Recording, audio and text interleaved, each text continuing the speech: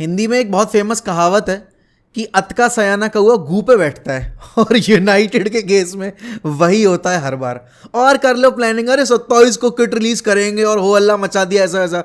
Liverpool ने kit release कर दी, city ने किट रिलीज कर दी। ये इनको पता है, इनको बहुत अच्छे से पता है कि सोशल मीडिया एंगेजमेंट इनको कितना तगड़ा मिलता है और यूनाइटेड के फैंस कितना बेसब्री से इंतजार करते हैं इनकी किट रिलीज का। और हम 27 को रिलीज करेंगे। कॉन्सर्ट में पूरे प्लान की ऐसी तैसी करके रख दी। बंदा आया, बंदे ने जर्सी निकाली, पहन ली, लो हो गई भाई, हो गया तुम्हारा पूरा जो कर्म कांड था तुमने करा लिया।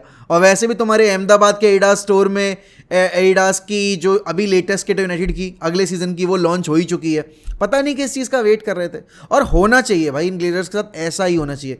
जितना दुख दर्द पीड़ा इन्होंने दिया है ना, इनके हर एक प्लान की ऐसे ही ऐसी तैसी होनी चाहिए।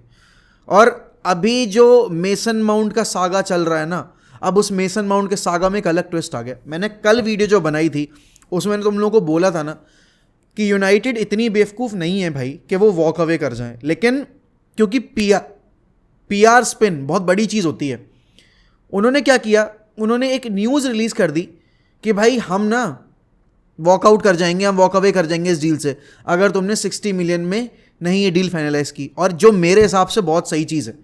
देखो मैंने कल भी बोला था, मैं आज भी बोलूँगा, मेसन माउंट रुकना नहीं चाहता चेल्सी। वो नया कॉन्ट्रैक्ट जितना चेल्सी ऑफर करे उतना ही वेज हम उसको दे रहे हैं, लेकिन वो हमारे लिए खेलने को तैयार है, चेल्सी के लिए खेलने को तैयार नहीं है। एक सीजन अगर चेल्सी ने यहाँ वेट किया और मेसन माउंट, जो कि सारे रिपोर्ट्स आप पढ़ लो, आप डेविड ऑस्टिन की पढ़ लो, बेन जेकब्स की पढ़ लो, आप फैब्रिजो रोमानो की पढ़ लो, हर कोई एक ही चीज़ बोल रहा है, मेसन माउंट नया कॉन्ट्रैक्ट साइन नहीं करेगा। और चेल्सी फैंस इस सारे वाक़ये से काफ़ी ज़्यादा निराश हैं, क्योंकि ऑब्वियस सी बात है, अगर आपका अकेडमी ग्रेजुएट, लेट्स से कि अगर मेरे लिए मार्कस रैशफोर्ड ही हरकतें कर रहा होता तो मेरा भी खून खोलता यार कि भाई क्या अजीब बंदा है यार, इसको हमने बनाया, इसको गेम टाइम दिया, इस जो आज जिस मुकाम पर है ये सब कुछ हमारी देन तो है, ये हमारे लिए ही सगा नहीं बन पा रहा है। तो चेल्सी फैंस की फ्रस्ट्रेशन में समझ पा रहा हूँ, लेकिन भाई यूनाइटेड ने जो अगर ये डील से वाकई में वॉकआउट कर जाते हैं, और जो जैसी रिपोर्ट आ रही है, जो मॉडरेटली रिलायबल सोर्सेज हैं कि भाई देखो ऐसा है, मोजेस काइसेडो पे जाएंगे हम, और मोजेस काइसेडो किसका टारगेट है, चेल्सी का। अब सोचो तुम जरा, मतलब अगर हम यहाँ पर मेसन माउंट की डील साइन नहीं, मतलब मेसन माउंट को साइन हम नहीं करते हैं, और हम वहाँ पर चेल्सी का पूरा जो ट्रांसफर प्लान है उसको जाके बिल्कुल चौपट कर देते हैं। और लेट मी टेल यू, 2021 में व्हेन ओले वॉज द मैनेजर, 5 मिलियन में यूनाइटेड चेस कर रही थी यहाँ पर मोजेस काइसेडो को, और मोजेस काइसेडो का ये पब्लिक स्टेटमेंट है that I want to play for Manchester United. Imagine if Manchester United goes for Moses Caicedo, और वहाँ पर अगर उसने डिसीजन चेंज कर दिया और if he chose to join us, भाई चेल्सी का जो पूरा ट्रांसफर प्लान है मिडफील्ड को लेकर सब धुल जाएगा। और ये और नहीं, अब आप ये सोचो कि अगर मेसन माउंट रुक जाता है और नया कॉन्ट्रैक्ट साइन नहीं करता है तो फिर इन्हें जनवरी में मजबूरन बेचना पड़ेगा। क्यों? क्योंकि यहाँ पर Mason Mount as a free agent जब लीव करेगा ना, उसमें चेल्सी को कुछ मिलने नहीं वाला। तो भाई देखो, चेल्सी का बोर्ड और चेल्सी का पूरा फैन बेस मेसन माउंट पे पूरा तिलमिलाया हुआ है। लेकिन अगर बाई एनी चांस, जिस तरीके से हमने लास्ट ईयर कैसेमीरो की साइनिंग की थी ना आउट ऑफ नोवेयर, अगर ऐसे हम मोजेस काइसेडो की साइनिंग कर देते हैं तो भाई मज़ा आ जाएगा। लेकिन एट द सेम टाइम देखो, मैं ट्विटर पे भी मैंने ये चीज़ बोली, मैं अभी भी यहाँ पर भी तुम्हारे सामने एक ही चीज़ बोलूँगा, यूनाइटेड इतनी बेवकूफ़ पार्टी नहीं है कि 3 बिड लॉन्च करने के बाद वो एक प्लेयर से मूव ऑन कर जाएं। आपको याद होगा जब लास्ट ईयर फ्रैंकी डियोंग की कोई भी अपॉर्चुनिटी नहीं थी, फ्रैंकी डियोंग ने बिल्कुल मना कर दिया कि मुझे ज्वाइन करना ही नहीं है, तब भी हमने 1.5 महीना उसको मतलब इतना कुत्तों की तरह चेस किया जिसकी कोई लिमिट नहीं। अभी भी थू होती है उस बात के लिए, और हम तो इतने बेशरम हैं, हम तो अभी भी फ्रैंकी डियोंग को लाने को तैयार हैं। लेकिन यहाँ पर आई डोंट थिंक कि मैनचेस्टर यूनाइटेड मेसन माउंट वाले प्रोफाइल प्लेयर को यहाँ पर रिजेक्ट करके और मोजेस काइसेडो को लेकर आने की कोशिश करेगी। हाँ, हो ये सकता है कि हम माउंट के साथ साथ मोजेस काइसेडो को लाने का ट्राई करें। अब इसके पीछे की पता है वजह, मैं बताता हूँ क्या है। अभी तक आपको पता चल रहा था कि एड्रियन रैबियो जो है वो एज अ फ्री एजेंट आ जाएंगे, लेकिन कहानी बिल्कुल पलट चुकी है। यहाँ पर एड्रियन रैबियो बहुत क्लोज हैं एक न्यू कॉन्ट्रैक्ट के एग्रीमेंट के एट यूवेंटस, और फैब्रिजो ने खुद बोल दिया कि भाई यूवेंटस रोकना चाहती है, और अब सबसे पॉजिटिव डायरेक्शन में जो टीम मूव कर रही है एंड्रे रैबियो को लाने के लिए या फिर उनको कॉन्ट्रैक्ट एक्सटेंड करने के लिए, वो सिर्फ यूवेंटस ही है। तो भाई यहाँ पर आपका एक जो अदर टारगेट था वो जा रहा है। आप अगर देखो तो यहाँ पर डॉर्टमंड को ज्वाइन करने वाले एडसन अल्वारेस, तो वो भी ऑप्शन आपका टेबल से चला गया। ग्रेवेनबर्ग वगैरह जो भी ऑप्शन है आपके पास, साबित्जर वगैरह जो आपके लोन पर आए थे, उनके बारे में आप सोच नहीं रहे हो, उनका किसी का नाम आ नहीं रहा है। तो it is just mason mount अभी। और अगर सिर्फ मेसन माउंट ऑप्शन के तौर पर आपके पास है तो आप ऐसा नहीं करोगे कि आप 50 मिलियन के प्लेयर को छोड़ दोगे और आप मोजेस काइसेडो के पीछे जाओगे जो कि नंबर 8 है और नंबर 6 है। लेकिन यहाँ पर Mason Mount is a number 10, is a second striker, is a number 8, as you can also play as a left winger and also play as a right winger.